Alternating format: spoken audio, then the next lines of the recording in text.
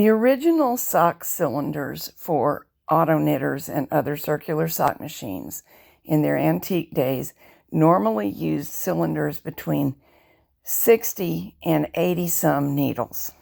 Mine came with a 60 slot cylinder, which I use for lady socks, and a 72 slot, which I use for men's socks. Both of these cylinders will knit number 1 or number 2 yarn, and they correspond to standard gauge knitting machines in general. Other sizes of cylinders do exist, especially now that they can be 3D printed. I'm aware of sizes from 36 slots to 48. I recently had this 48 slot cylinder printed and I'm having a lot of fun with it.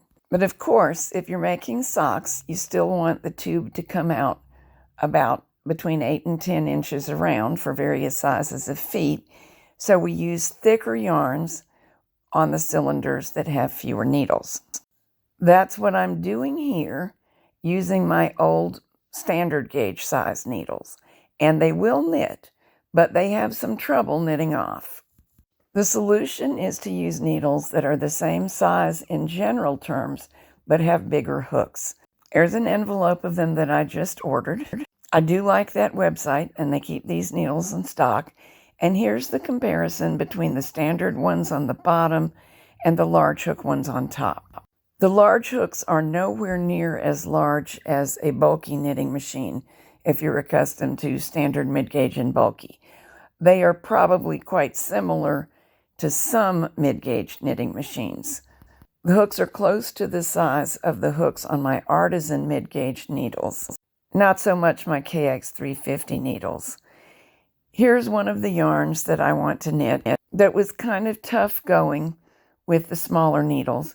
This only is labeled a sport weight, but it behaves more like a DK or number 3 weight in modern terms.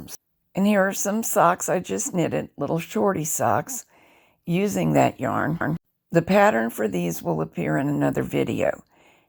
I got 7 rounds per inch in the Patton's Astra yarn, using large hook needles on the 48 stitch cylinder. In most ways, there's nothing else to think about once you change the needles. They just perform as normal.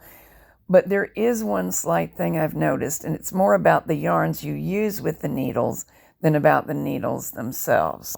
In circumstances where the needles have been pulled upwards, as in when we've made a heel or made a correction to a dropped stitch, if we push the needle all the way back down into normal working position, sometimes the latch doesn't want to stay open, and we really need for it to do so because those latches that are still held down by stitches will automatically be forced to open, but those that are not won't, and if they flip shut, we'll have problems. So I have discovered that there actually exists something akin to an upper working position on these machines. If you put the needle back to work, but a little bit higher than snug down to the cylinder, manually open the latch will stay open and the needle will respond when the yarn carrier comes around and resume knitting.